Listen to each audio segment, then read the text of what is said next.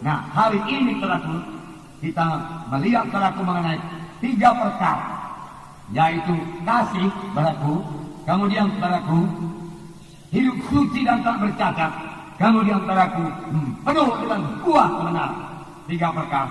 Kasih yang sejati yang daripada Tuhan, kemudian saudaraku hidup yang suci dan tidak bercacat, kemudian penuh dengan buah kebenaran. Saudaraku, bisakah ini terjadi? Tentunya bisa. Kalau tidak bisa, saudaraku, Tuhan tidak akan beritahukan kepada kita. Nah, sekarang saya membacakan pada surah Filipi pasal 1 ayat 9 dan 10. Saya membacakan, dan inilah doaku. Jadi ini doa Paulus pada sidang Filipi. Semoga kasihmu makin melimpah dalam pengetahuan yang benar dan dalam segala macam pengertian. Jadi dikatakan kasihmu makin melimpah, makin bertambah-tambah dalam segala macam pengetahuan yang benar dan segala macam pengertian.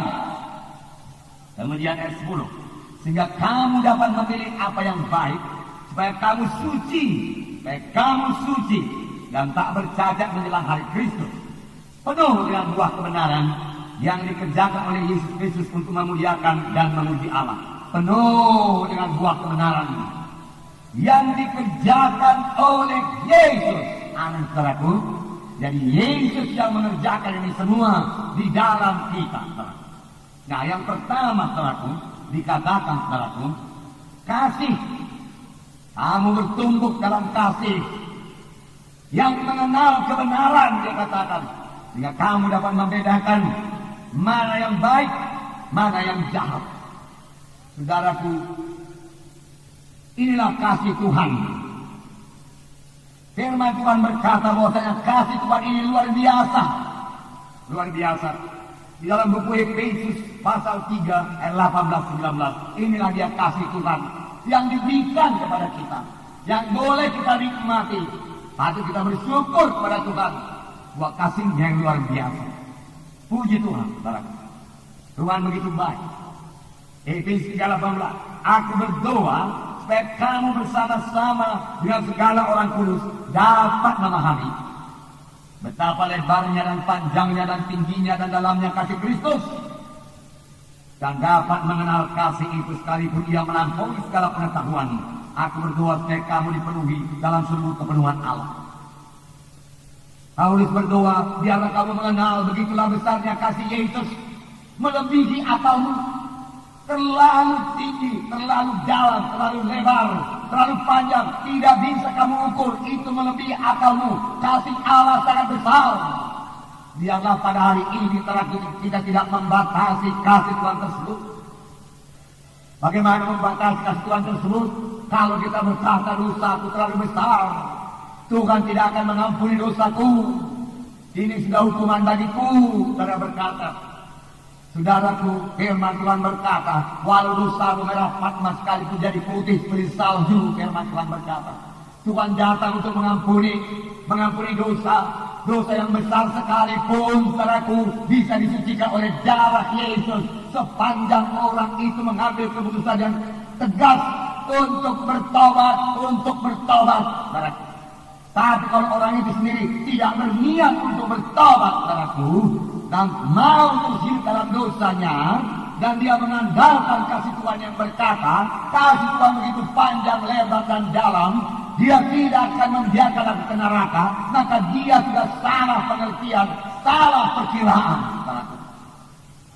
Saudaraku, memang kasih Tuhan begitu besar, saudaraku, tetapi Tuhan membenci dosa, saudaraku. Alangkah kasihnya Tuhan kepada Adam dan Hawa, manusia ciptaan Tuhan yang pertama, di mana Tuhan sendiri menikmati persekutuan dengan dia, dan Tuhan datang dalam Taman Eden. Adam dan Hawa menjemputkan dia, berkata kepada Hawa, saudaraku, oh alangkah indahnya, saudaraku.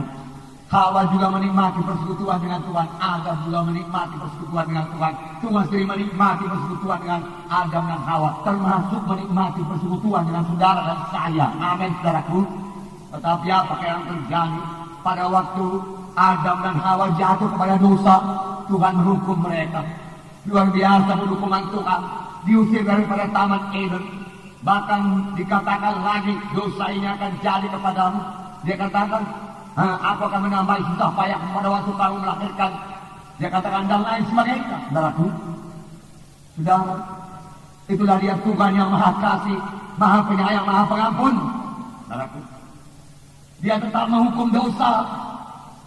Saudara, sebagai anak-anak Tuhan, kita tidak bisa hidup sebagai orang dunia ini. Hari Senin, Selasa, Rabu, Kamis, Jumat, Sabtu, kemudian hari Minggu datang ke gereja dan minta semua dosa kita diampuni Tuhan. Haleluya, ampunilah dosa saya Tuhan.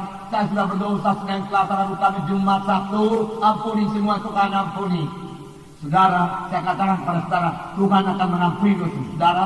Tuhan pasti mengampuni dosa saudara kalau saudara mulai saat itu bertobat. Saudaraku, saudara bertekad betul-betul tidak lagi menyentuh dosa itu. Boleh jadi saudara datang kepada hamba Tuhan dan berkata, oh hamba Tuhan letakkan tanganmu atas saya, saya bebas daripada dosa ikatan ini. Aku sudah bosan dengan dosa ini. Aku tahu dosa ini membawa ke neraka. Oh bebaskan aku, saudara berkata. Maka Tuhan akan membebaskan saudara. Tetapi jangan berbuat dosa lagi. Jangan berbuat dosa lagi.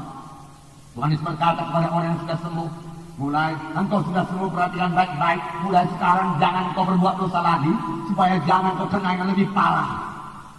Bahkan pada seorang perempuan yang kedapatan berzina, Tuhan berkata, pergilah, aku juga tidak menghukum engkau, tapi mulai sekarang jangan berbuat dosa lagi. Bertaubat sungguh-sungguh.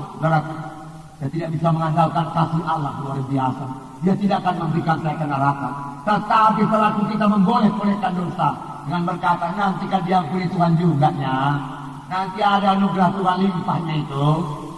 Inilah hari pertobatan, inilah hari keselamatan. Jangan tunggu besok, saudaraku. Jangan tunggu lebih baik lagi, saudaraku. Banyak orang saudaraku salah mengerti dengan kasih Tuhan. Nggak ada neraka, dia katakan. Bagaimana Tuhan yang begitu baik menciptakan neraka?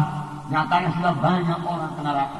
Sodom dan Gomora dihancurkan Tuhan dengan api dan belerang karena dosa mereka, saudaraku. Walaupun Abraham sudah membela. Namun saudaraku, Sodom dan Gomora sama sekali tidak berniat untuk bertobat. Bahkan dia menikmati dosanya, saudaraku. Dan sangat ingin melaksanakan terus dosanya itu, saudaraku. Tuhan harus menghukum dosa. Karena firman Tuhan berkata, hendaklah kamu kudus karena aku kudus. Amin, saudaraku. Jadi saudaraku, jangan salah mengerti kasih Tuhan yang luar biasa. Memang betul firman Tuhan berkata, karena demikian Allah mengasihi isi dunia ini, termasuk saudara dan saya, dan seluruh manusia ini, sehingga diberikannya anak yang tunggal, supaya barang siapa yang percaya kepadanya, barang siapa yang percaya artinya saudaraku, berbalik, bertobat, meninggalkan dosa, datang kepada Yesus. Meninggalkan semua dosa, datang kepada Yesus. Tidak binasa, mereka beroleh hidup yang kekal.